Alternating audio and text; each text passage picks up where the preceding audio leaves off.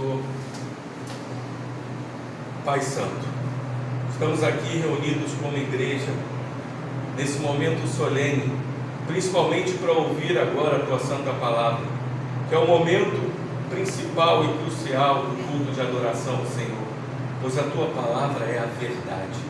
E nós estamos aqui para aprender mais de Ti, aprender a verdade, o caminho, a luz, que é a Tua Santa Palavra.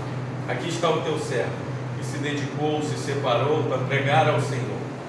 Nós pedimos que o Senhor dos céus levante do Teu trono, coloque a Tua mão sobre ele agora e abençoe, Senhor, para que ele possa pregar direto do Teu Espírito de santidade e de amor, e que nós possamos ouvir a palavra, não dele, mas do Senhor, que ele diminua, que o Senhor cresça, e que nós saiamos daqui cheios do Teu Santo Espírito, para a honra e glória do Teu Filho amado, Jesus Cristo, e de Deus o Pai, em nome de Jesus, amém.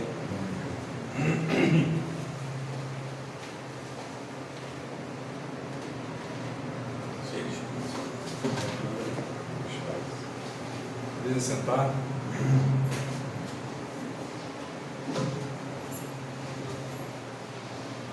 Aleluia. Momento especial, né?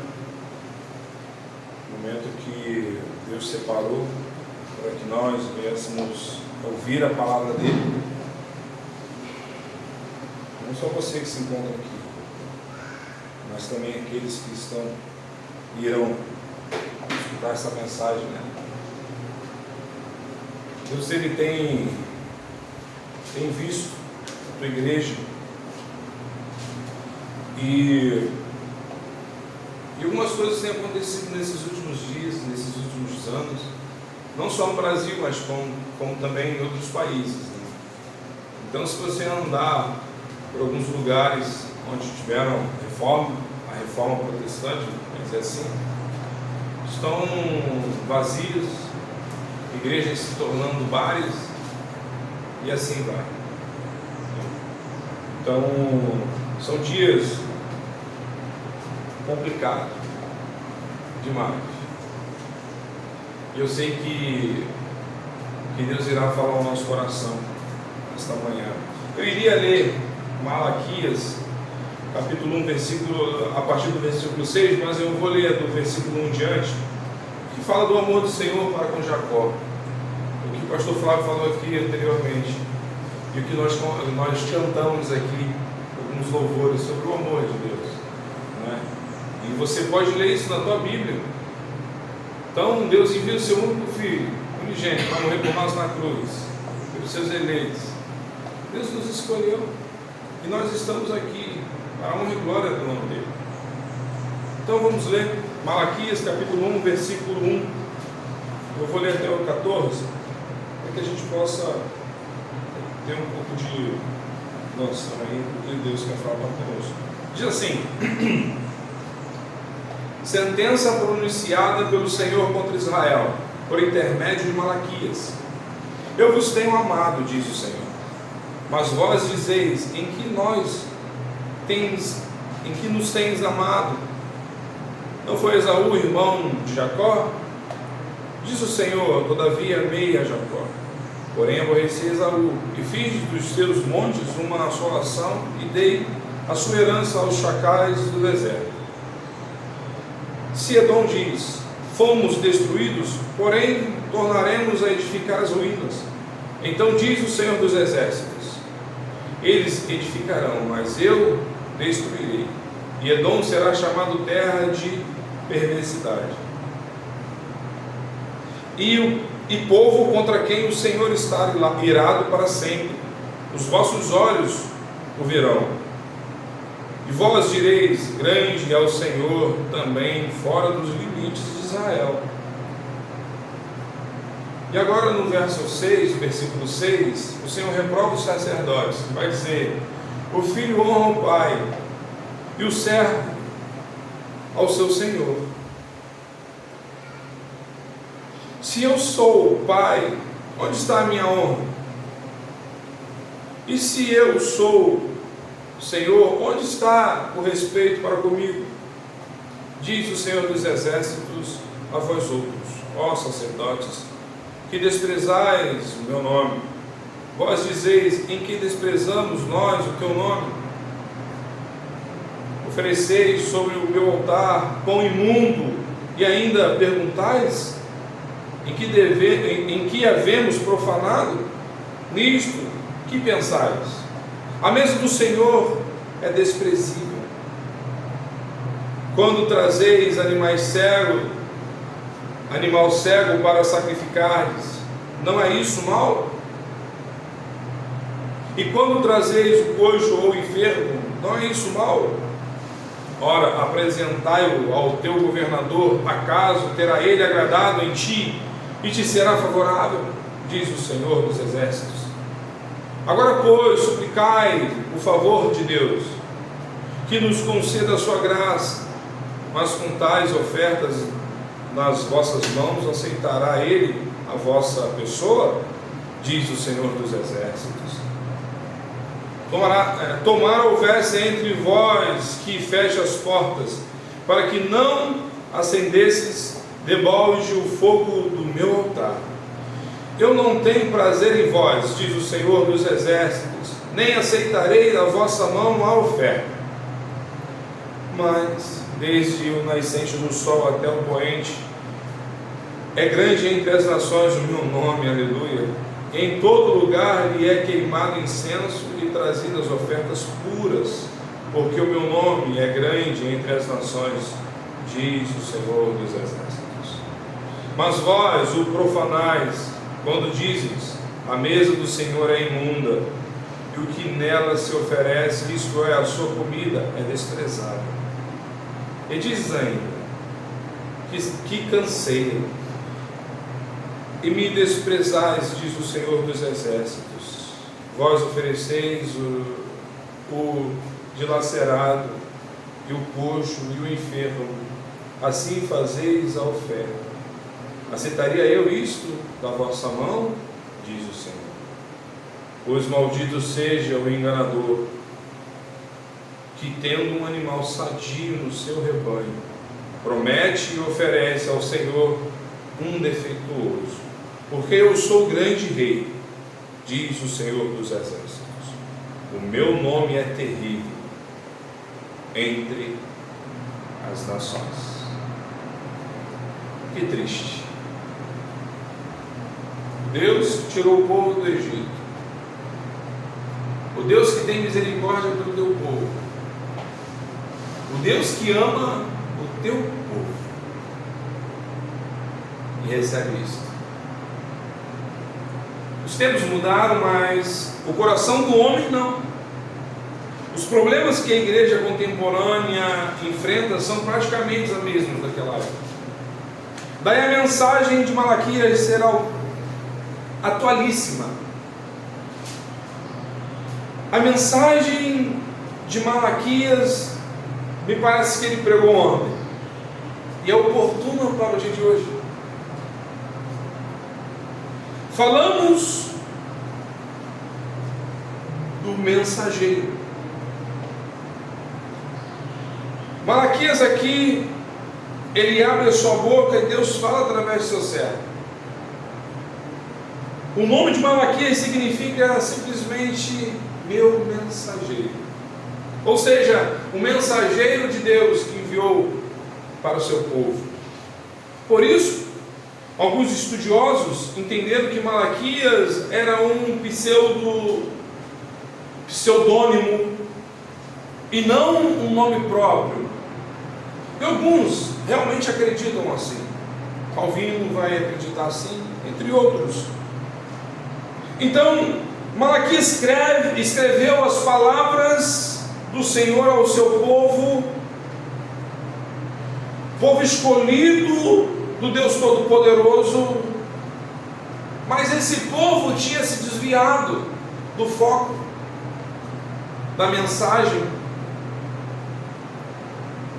se desviado do mandamento do rei, mandamento do Deus Todo-Poderoso. Então, especialmente você vê os sacerdotes que tinham abandonado o Senhor, homens que eram para dirigir o povo do Senhor, acabam se desviando, acabam se rebelando contra o Deus de Israel. Então os sacerdotes, eles não estavam levando a sério os sacrifícios que deviam fazer a Deus. Animais com defeitos estavam sendo sacrificados. Embora a lei exigisse animais sem defeito, lá em Deuteronômio capítulo 15, os homens de Judá estavam sendo desleais a essas situações que Deus colocou como parâmetro para ver o teu povo se era leais ou não. Então Deus deixa algo para o povo dele, e o povo desse Deus Todo-Poderoso acaba o quê? Perdendo a visão. Então esse povo, que vamos dizer que é como se fosse a esposa de Deus, acaba deixando de lado o que deveria fazer para com esse esposo. Então Deus disse que não aceitaria esses sacrifícios. Então, além disso, as pessoas não estavam oferecendo o dízimo de forma em que deviam. Levítico lá vai dizer 27 sobre isso. Levíticos capítulo 27. Então, queridos, apesar do pecado do povo e de se afastarem de Deus, Malaquias, ele acaba reiterando o amor de Deus pelo seu povo. Você vê aí o versículo 1, Deus falando do amor dele para com Jacó. E então Deus não esquece de suas promessas. Então envia o seu mensageiro, que estava de prontidão, para quando o povo dele saísse do rumo, ele serviria como boca de Deus diante do povo. Ele era o representante fiel de Deus diante do povo. Então, você vê uma declaração indiscutível aqui. E a Bíblia vai dizer, como nós lemos: o filho honra o pai e o servo ao seu senhor. Malaquias conquista a atenção dos sacerdotes antes de acusá-los. É interessante. A primeira relação envolve afeição, e a segunda, respeito, pois os sacerdotes não demonstraram amor nem respeito a Deus. Desde o início, Deus tratou Israel como um filho amado, tirando-o do Egito, dando-lhe uma herança, dando-lhe uma proteção, dando-lhe uma revelação sobrenatural e uma missão especial. Então, vem comigo, olha, vê se você consegue enxergar Deus tirando o povo do Egito, e ao mesmo tempo uma herança já estava nas mãos daquele povo, e logo você vê Deus dando proteção àquele povo. Logo da proteção, Deus vai e faz uma revelação sobrenatural. E logo essa revelação, o povo tinha uma missão especial: a terra prometida. Deus cuidando de tudo. E nós achamos que temos um dedinho, ou então um fio de cabelo no plano divino de Deus, vamos falar assim. Nós não somos nada. Nós somos pecadores, merecemos a realidade do inferno. Mas Deus é bom. Deus é bom e nos mostra uma missão especial. Só que você, mesmo quando você passa por todas essas informações, existe aqui uma ingratidão inegável. Como foi que Israel retribuiu ao Senhor seu amor gracioso? Do amor de Deus, o profeta volta-se para a ingratidão do povo. Deus o tratou como filho, mas Israel não honrou como pai. Não houve honra nem respeito. E aí você vê uma profanação abominável. O Catecismo Maior de Westminster, a primeira pergunta vai dizer: qual é o fim supremo e principal do homem? A resposta é simples: o fim supremo e principal do homem é glorificar a Deus e gozá-lo para sempre. Então, Romanos, você vai ver sobre isso.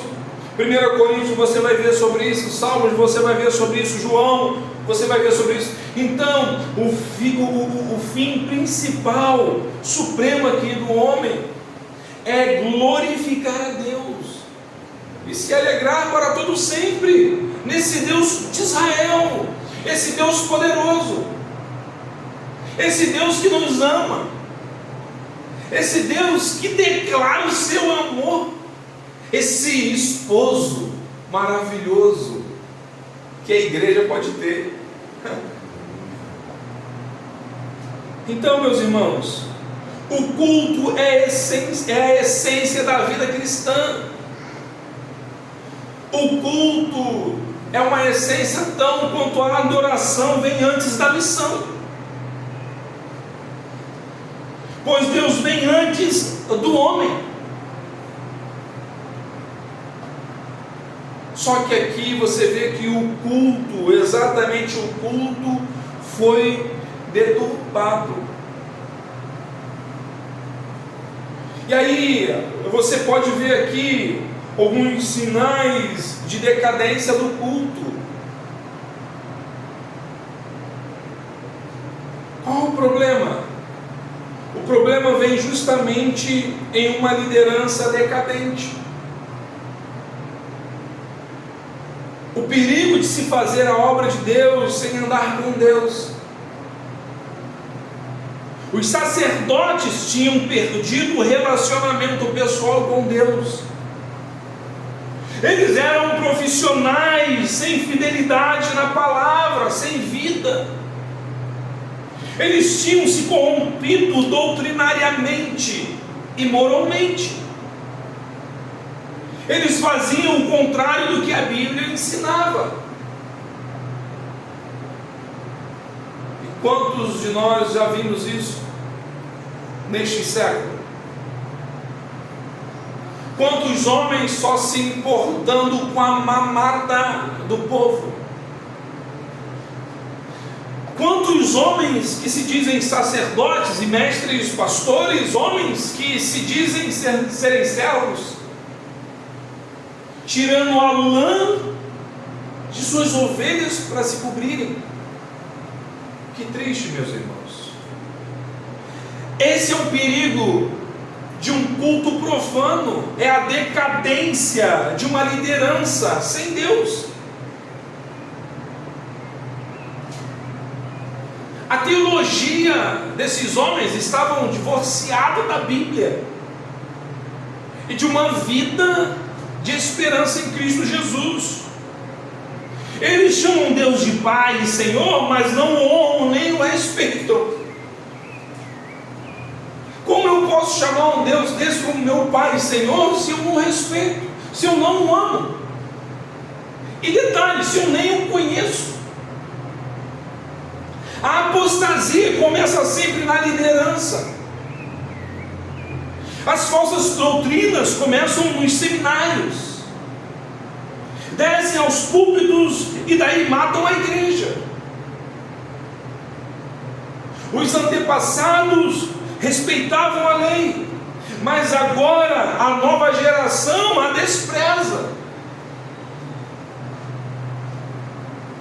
Pedem a Deus prova do seu amor, querem saber que eles estavam desprezando o nome de Deus.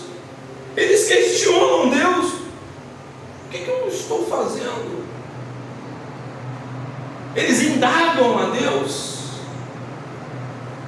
e eles perguntam: o que tenho profanado diante de ti? O pior de tudo é que eles estavam errados e não estavam admitindo seus erros. Eles estavam cegos, endurecidos, cauterizados, coração de pedra. E ainda indagam um Deus de Israel, um Deus tão poderoso.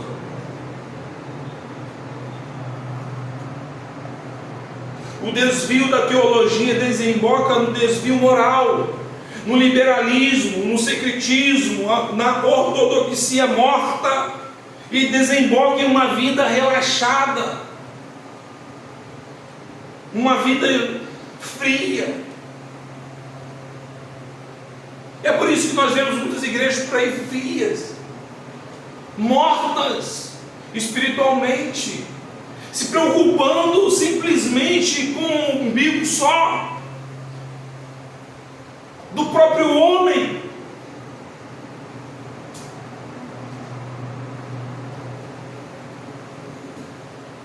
O perigo da liderança é ser uma maldição em vez de uma bênção. A liderança jamais é neutra. Ela é uma bênção ou é uma maldição. Não existe esse negócio de ficar lá em cima do muro. Tal líder, tal povo. Sempre que a liderança é um exemplo positivo, o povo segue-lhe os passos dessa liderança. Mas sempre que o líder transgride, ele é um laço para o povo. A liderança é como um espelho, mudo, limpo, reto, iluminado. A vida do líder é a vida da sua liderança. Mas os pecados do líder é juízo para os seus liderados. Líderes apáticos produzem crentes imundos, vazios, omissos. Deus está mais interessado em que você é do que o que você faz. Vida é mais importante do que o trabalho. Piedade é mais importante do que a atividade. Infelizmente, algumas lideranças nos séculos de hoje, no nosso século, eles estão preocupados mais com as atividades do que com a piedade internamente em suas igrejas. Estão preocupados em muitas atividades do que com as pessoas que se encontram vazias, as pessoas que se encontram sujas. E esses líderes irão perceber quando Deus falar com eles de uma forma mais firme. Deus vai levar esses líderes no canto da parede e falará com eles. Eles irão prestar conta diante desse Deus poderoso.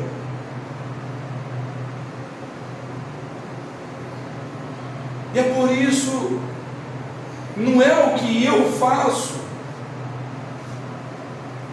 mas no que eu me tornei a ser diante de Deus. Porque eu posso fazer algo com pensamento em outra coisa, não em Deus. Isso é um problema. Essas pessoas não conseguem entender isso. É por isso que muitas pessoas saem daqui sem seus sapatos e vão simplesmente para alguns templos achando que é mérito dela buscar isso. Não foi o Cordeiro Santo que morreu naquela cruz, mas é mérito dela subir as escadas de joelhos. Não foi o Cordeiro que se fez justiça, justo naquela cruz, sem pecado, sem mácula, que se fez maldito naquela cruz, que morreu pelo seu povo, pelos seus eleitos. Não. É o que ele pode fazer. Eu vou depositar lá no gasofilácio e a alma vai sair do purgatório. Essas pessoas estão perdendo a noção do que é limpo e o que é sujo.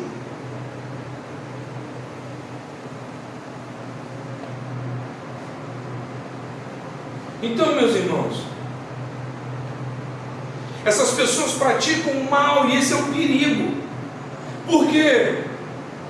Porque eles praticam o mal sem percebê-lo, muitas das vezes.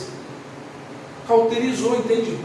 Aquela ferida não dói mais, só que ela também não se cura. A ferida está ali, mas não se cura. Mas eles já acostumaram com aquela ferida. Às vezes apodrece. Vou contar um detalhe que aconteceu acho que perto da SEDAI, da sede da SEDAI aqui do Rio de Janeiro. Tinha uma pessoa ali que tinha uma abertura em vossa barriga, na barriga dele, né? E ficava sempre ali pedindo. Interessante que ali tem um hospital logo próximo. Eu esqueci o nome, Salgado Filho. Não lembro o nome daquele hospital que tem ali no centro do Rio. Acho que é Salgado Filho, não sei. Na central do Brasil ali. Souza Guiar. Não sei se existe Salgado Filho. Né? Então, tão próximo de hospital, e aquele homem pedindo esmola no sinal. E eu lembro que ele deixava aquela ferida, aquele buraco aberto na barriga, para que as pessoas tivessem o quê? Pena dele para doar. Ele nem sentia mais dor. Assim são os líderes das igrejas hoje em dia. Não são todos, mas a maioria. Aproveitam-se da ferida que nem dói mais, para adquirir o próprio gozo e alegria que ele acha que tem. Então, se tornou tão normal que o mal ele nem percebe mais. O profeta Malaquias denuncia o pecado como um tribunal. A acusação é feita, eles não honram a Deus como Pai, eles não respeitam a Deus como Senhor, eles profanam a mesa de Deus e não percebem. Se tornou natural. E as pessoas que estão participando dessa mesa profana, que chegam para esse evangelho que eles pregam, que é um evangelho deturbado, acham que isso é verdade. Entrei numa igreja, então tudo que aquele líder está fazendo, tudo que aquela igreja está fazendo é verdade, porque eles não conhecem o verdadeiro evangelho, e quando eles entram, acham que aquilo é verdade. Entende? Participam da mesa profanada dentro de uma igreja. E aí, quando conhece o verdadeiro evangelho, é como o pastor Flávio sempre fala comigo, né? prova uma comida boa, você não vai querer comer outra coisa. Essa é a fé reformada. Quando você conhece, quando você prova dessa comida, você não quer comer outra coisa. Você não quer mais pregações vazias, sem vida. Você não quer mais um lugar que não se movimenta. Mas infelizmente alguns que começam a entender e participar destas mesas por aí, acabam sendo cauterizadas. E quando você demonstra o verdadeiro Evangelho, quando você começa a apresentar o Pai, quando você começa a apresentar o Senhor, você começa a ver coisas diferentes e fala: nossa, é tão leve, é tão puro. Porque muitas das vezes nós acabamos participando de muitas igrejas por aí, e tem muitas atividades, e aquilo acaba se tornando um peso para a sua vida, e muitos líderes não percebem isso. As pessoas estão mais nas atividades do que dentro da presença de Deus. Estão mais presentes nas atividades porque eu tenho amigo e amiga do que com o próprio Deus. O relacionamento é deixado de lado com Deus Todo-Poderoso. E agora o meu relacionamento é horizontal, não é mais vertical.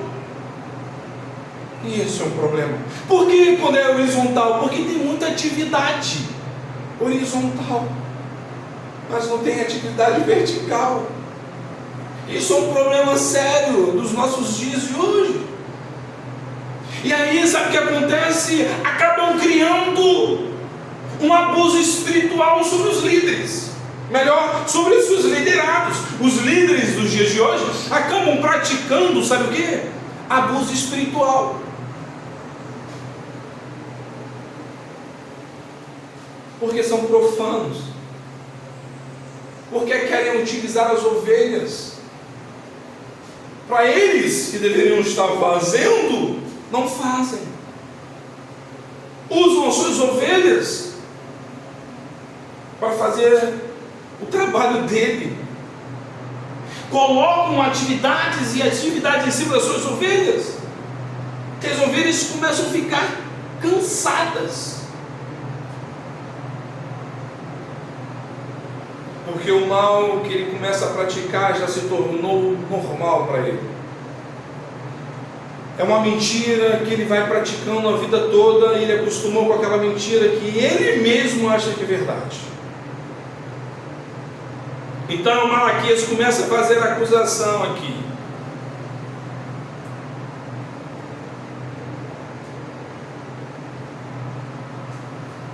Então a gente tem que tomar cuidado. E esses homens tinham olhos fechados e coração endurecidos. Não eram somente os líderes, mas os seus liderados. E eles retrucam: em que desprezamos nós o teu nome? Em que te havemos profanado? E aí você vê no passado Caim oferecendo um culto a Deus indigno de Deus.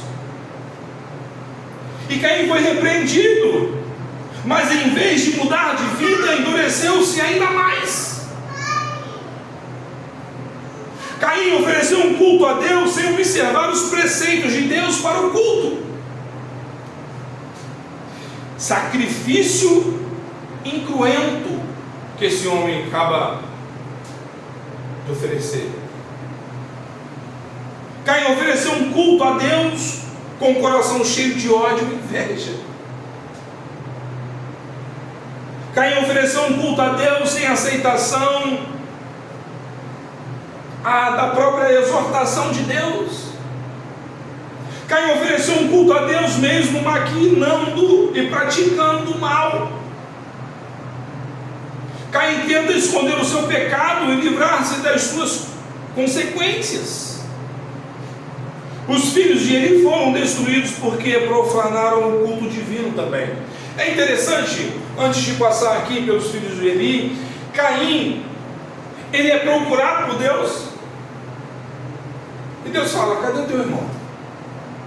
O que Caim faz? Sou eu? Tu todo meu irmão? É a mesma coisa que esse povo fizeram. Eu estou profanando? Entende? Então você vê, os filhos de Eli foram destruídos porque profanaram o culto divino. Não é meramente uma aglomeração. O culto é a razão de comunicarmos com o nosso Deus. Esse é o nosso fim. Esse é o fim da igreja, da noiva de Cristo, do homem em si. O arraial não é para criarmos bezerros de ouro.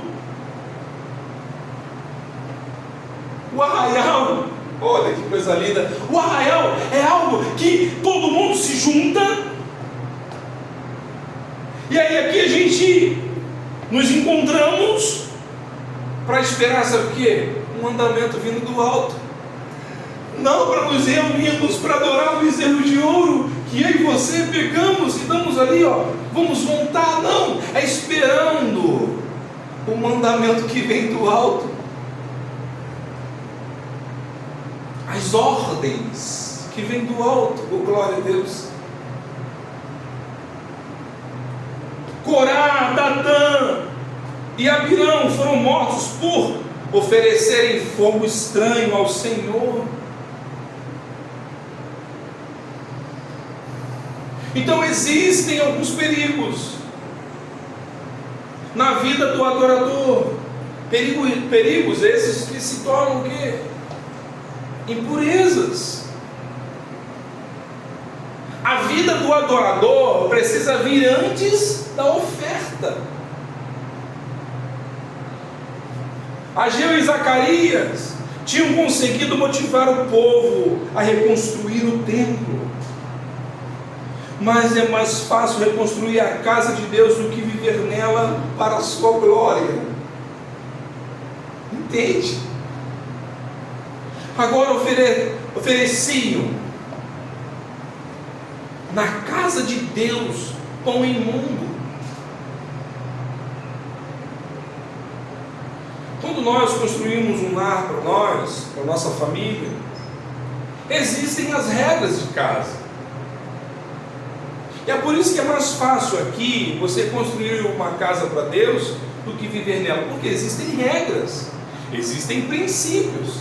Deixa eu e você lá na pia de nossa casa, a louça suja, você não vai dar bicho. Deixa lá o teu banheiro todo sujo, você não vai dar bicho. Entende? A casa de Deus é limpa. Eu duvido que eu e você, nós vamos comer comida podre. Precisa de uma manutenção. Nós precisamos fazer e olhar para dentro de nós, fazer uma observação e ver qual é a manutenção que precisa ser feita como igreja. Deus não busca adoração, mas adoradores que adorem em espírito e em verdade. Entende? Muitos por aí cantam, muitos por aí adoram, mas como é que eles estão adorando? É em verdade? Às vezes a gente até canta em espírito, em verdade, te adorando, mas na realidade não adoramos em verdade, e nem em espírito, mas na carne. Isso é ruim.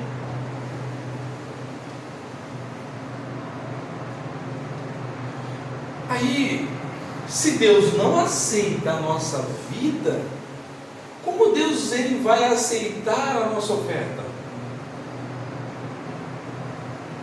Antes da oferta, vem uma vida de adoração, em espírito e em verdade. A oferta, muitas das vezes, revela a vida do ofertante. Pecamos contra Deus pela maneira como o cultuamos.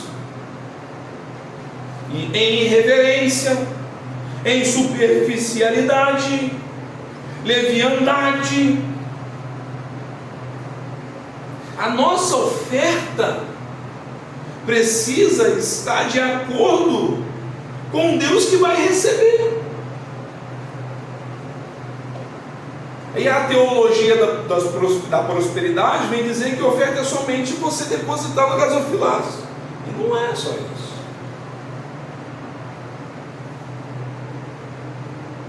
Então Deus diz: eu não tenho prazer em vós, diz o Senhor dos Exércitos, nem aceitarei da vossa mão a vossa oferta, porque conheci o povo, sabiam quem era. Então o culto precisa ser em espírito e verdade. O culto bíblico não é um culto anátema. Os princípios que regem um culto precisam ser emanado da palavra de Deus, precisam vir de Deus. Deus não aceita fogo estranho no altar. Deus não aceita sacrifícios impuros no altar. Deus não aceita nada menos do que o melhor. É simples assim. O culto precisa ser também de todo o coração, com sinceridade, com zelo, com amor, com alegria, com deleite, com conhecimento. Porque eu posso ter zelo, mas sem entendimento, como o apóstolo Paulo vai dizer. Então nós precisamos dessas observações em nossa vida.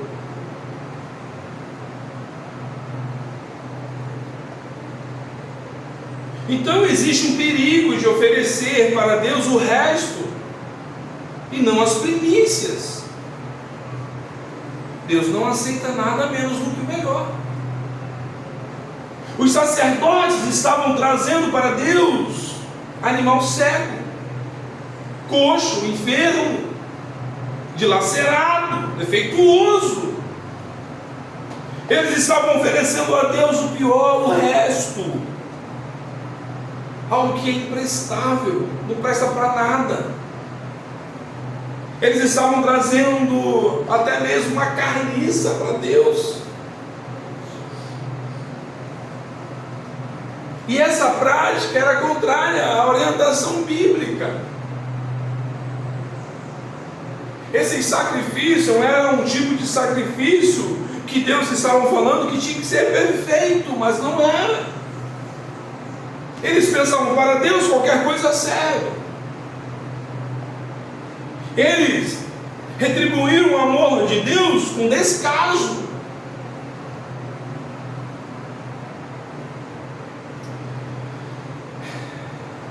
No versículo 9 que lemos, Deus deixa claro que não aceita nada melhor que o melhor, nada menos que o melhor. Deus não pode ser enganado pelos adoradores. Deus examina o coração, o bolso, o gasofilácio. Deus examina tudo. Deus não é um Deus de troca. Não, esse Deus não é o Deus de troca. Tendo o melhor em si, trazem o pior para a casa de Deus. Trazem uma adoração falsa em vez de uma adoração verdadeira. Faz um voto com Deus e paga com falsidade, com pior, em vez daquele voto que foi feito o melhor, paga-se com pior.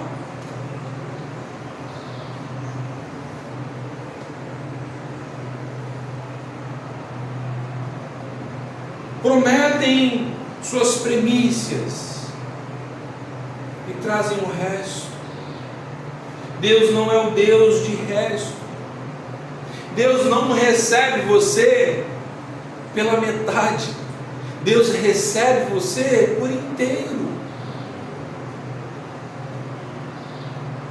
Deus não é o Deus de 50%, mas sim de 100%. É o seu melhor. Malaquias 3:8. Eles roubavam a Deus nos dízimos e pensavam que Deus não estava vendo. Você vê lá em Atos capítulo 5, Ananias e Safira retiveram parte do dinheiro e disseram que estavam dando tudo. Mas Marcos capítulo 12 vai dizer que Jesus vê que a mulher viúva deu mais que os ricos. O gasofilácio é o termômetro que mede a temperatura espiritual da igreja. O que eu estou pregando hoje não tem nada a ver com a terrível teologia da prosperidade, e sim com uma vida que levamos de mediocridade diante de Deus. Não tem nada a ver com o dinheiro que eu estou falando para a igreja. Não tem nada a ver com isso.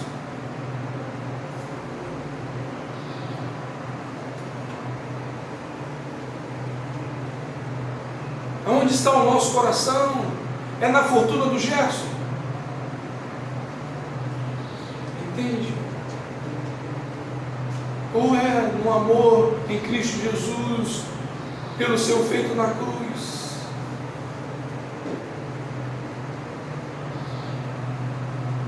E aqui está, o povo estava tendo mais respeito às autoridades políticas do que o Senhor dos Exércitos. O ápice da pregação, do entendimento, queridos. O povo era mais articulado na bajulação aos homens do que na adoração a Deus. Você vê que nessa última eleição vimos homens que se diziam pastores, se aliando ao político que tem como base tudo o que é contrário à prática bíblica.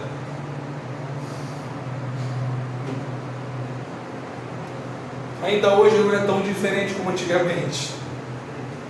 Existem esses homens que se dizem pastores, mas já estão divorciados há muito tempo. Há muito tempo da palavra de Deus. Eles não tinham coragem de ofertar ao governador o que estavam trazendo para a casa de Deus. E Deus vê isso. E Deus observa isso. É repugnante. Eles honravam mais os homens do que a Deus. Às vezes ainda hoje temos mais reverência diante dos homens do que diante de Deus. No falar, no vestir, no agir, na postura. Eu duvido que alguém chega para um juiz da vida, chama de você. E ao nosso Deus nós temos tratado como? Com as músicas que não são cristocêntricas, mas chama Deus de você. Sabe? Aos poucos a essência vai saindo até nas músicas que são cantadas. E é por isso que nós como igreja devemos pensar em como estamos cantando.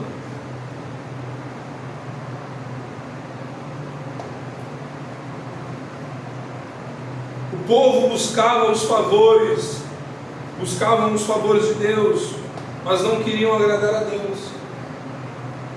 Se um governador não pode ser agradado,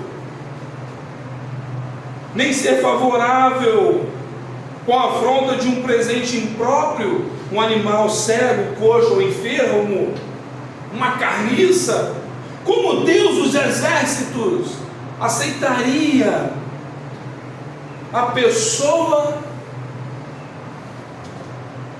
do adorador com ofertas tão vergonhosas.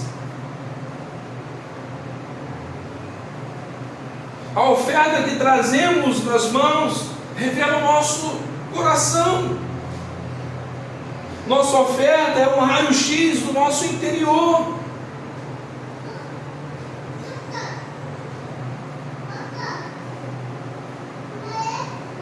O perigo de oferecermos a Deus um culto inútil. Deus prefere a igreja fechada do que um culto hipócrita. É inútil acender o fogo no altar se nele vamos oferecer uma oferta imunda. Se a nossa vida está contaminada, cheia de impureza e ódio.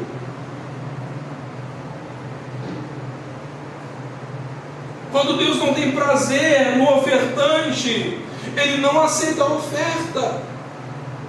Deus rejeitou a oferta porque rejeitou primeiramente o ofertante. Foi assim com Caim.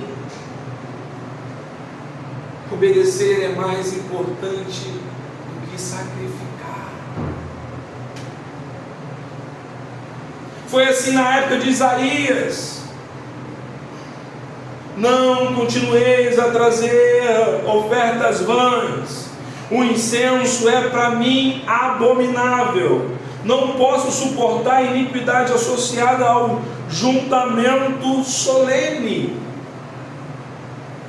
Assim foi também na época de Amós. Aborreço o desprezo às vossas festas, e com as vossas assembleias solenes não tenho nenhum prazer. Afasta de mim o alarido dos teus cânticos, porque não ouvirei as melodias da tua lira.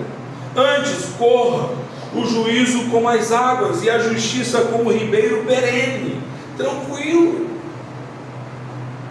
Jesus disse: esse povo honra-me com os lábios, mas o coração está longe de mim. Paulo exortou: rogo-vos, pois, irmãos, pelas misericórdias de Deus, que apresenteis os vossos corpos por sacrifício vivo, santo e agradável, que é o vosso culto racional. Aleluia! O perigo de se enfadar do culto divino. Quando nós desprezamos o culto divino, sentimos canseira e não alegria na igreja. Quando fazemos as coisas de Deus na contramão da vontade de Deus, encontramos não um prazer, mas enfado, não comunhão, mas profunda desilusão. Entende? O pecado cansa. Fazer a obra de Deus relaxadamente cansa. Um culto sem fervor espiritual cansa. Uma pessoa vem à igreja e fica enfadada. Nada mais lhe agrada. É mais um dia de trabalho. É mais um dia que eu vou lá e vou sentar e ouvir algo que eu gostaria de ouvir, que é alimento sólido, é a água que sai do trono de Deus para me alimentar, mas eu vou lá, mas eu fico com mais fome, mais sede ainda. Precisamos ter motivação correta no culto. Tudo deve ser feito para a glória de Deus. Há um grande perigo de se acostumar com o sagrado, de se enfadar de Deus, de se cansar de Deus. É um perigo, queridos. Quando desprezamos o culto divino, recebemos um completo repúdio de Deus. Isso é muito sério. Deus rejeita o ofertante e a oferta. Deus rejeita o ofertante e sua oração. Quando nossa vida está errada com Deus, não temos sucesso na oração. Em vez de Deus ter prazer neste culto, Ele diz que isso é um mal. Em vez de Deus receber este culto, Ele diz que ele é inútil. Então existe um perigo, meus irmãos. E já caminho para a conclusão. Porque o perigo de se limitar o poder de Deus. Quando deixamos de receber a majestade de Deus, Ele chama outro povo para si dentre as nações. O Deus dos exércitos não é uma divindade tribal. Deus não é propriedade de um povo, de um grupo, de uma denominação.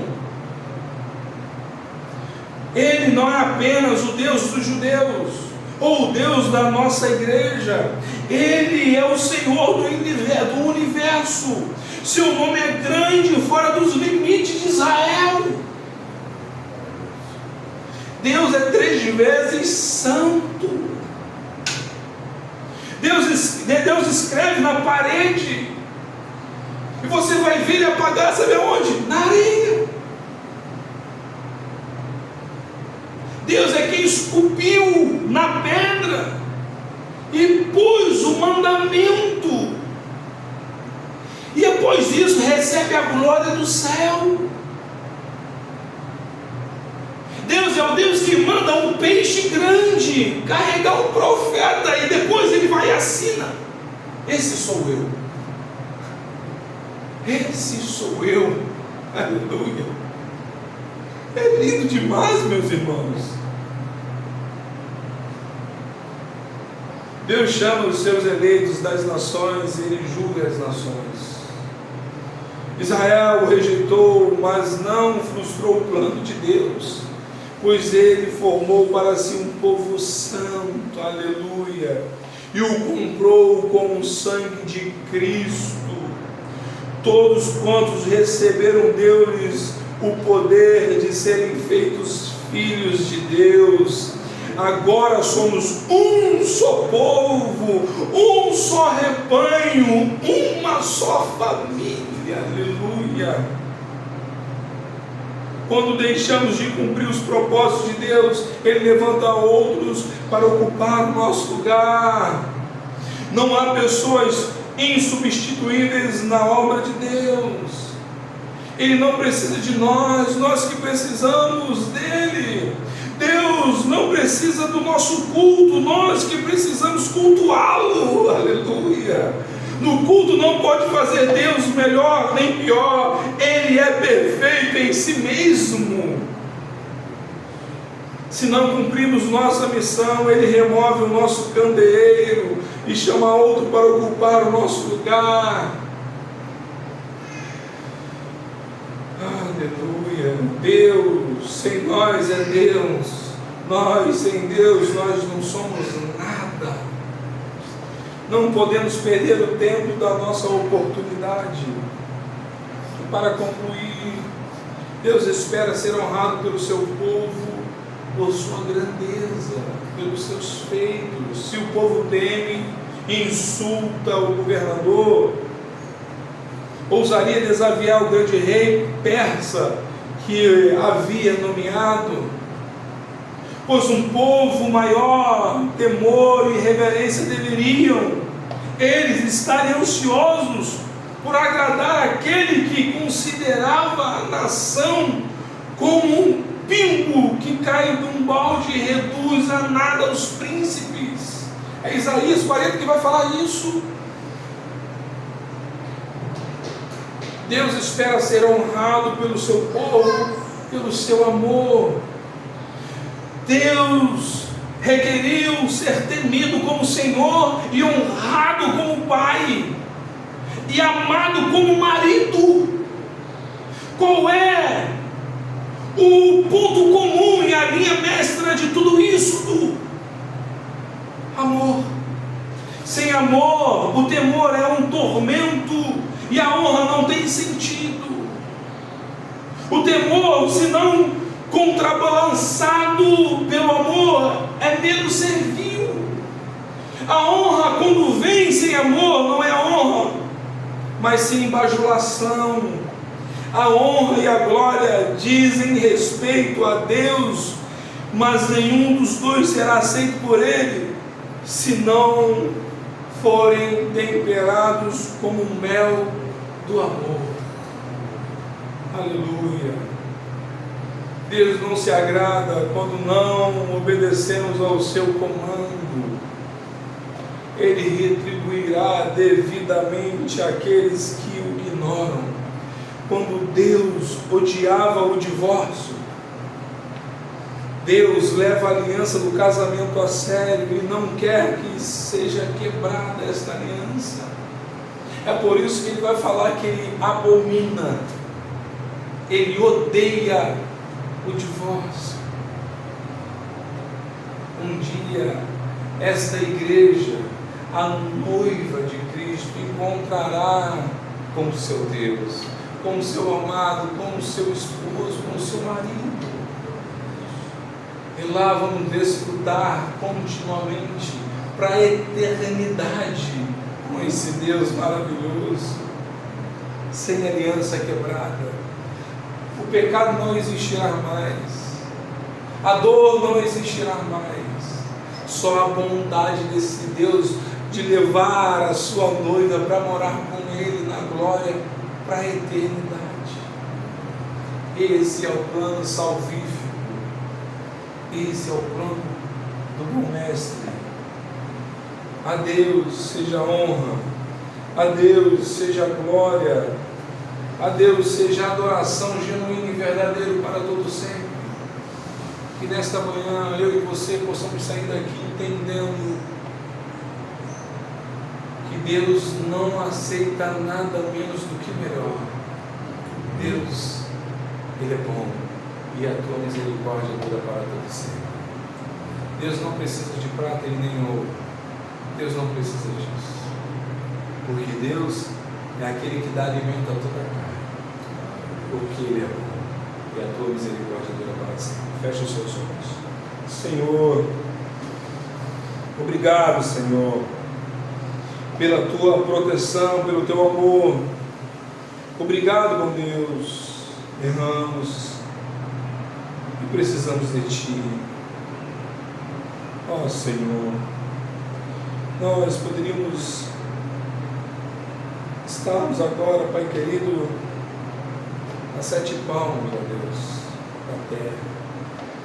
Prove o Senhor de segurar a Tua igreja aqui nesta manhã para falar isso, de consertar a nossa vida diante de Ti, de reorganizar, Senhor Jesus, a nossa caminhada em Ti, porque só em Ti vamos conseguir isso. Queremos, ó Pai querido, nos atentar e voltar, ó Pai querido, à verdadeira reforma protestante. Precisamos, ó Pai eterno, nos reformar e continuar, Senhor Jesus, nos reformando. Porque, ó Deus, o Senhor é bom e a Tua misericórdia dura para sempre. Ó Deus, o nosso coração está disposto a receber, Senhor, a Tua exortação. Nós sabemos que o Senhor é o único que esquadrinha o coração, a nossa mente, o nosso ser, o Senhor que faz. Seja conosco, ó Deus. Eis-nos aqui, ajude-nos, ó Pai, pois precisamos de Ti e só em Ti existe refúgio. Obrigado pela Tua bondade. Obrigado, Senhor Jesus, pelo Teu conselho. Obrigado pelo puxão de orelha, Senhor. Obrigado pelo Teu amor, porque o Senhor ama o Filho, ó Pai querido, que o Senhor está exortando. É por isso que estamos aqui. Obrigado, Senhor. Vai de encontro às vidas, ó Deus, que estão escutando esta mensagem. Vai de encontro, ó Pai querido, a cada uma dessas vidas. E seja conosco para sempre. Louvado, engrandecido seja o Teu nome para todo sempre. Continue conosco, ó Deus. Seja, Pai querido, o nosso termômetro. Seja, Deus, a nossa, Pai querido, estrela da manhã. Seja conosco para sempre, em nome de Jesus. Amém. Amém. Louvado seja, Senhor. Louvado seja, Senhor. Muito obrigado, Deus. Aleluia. Nesse momento, meus irmãos,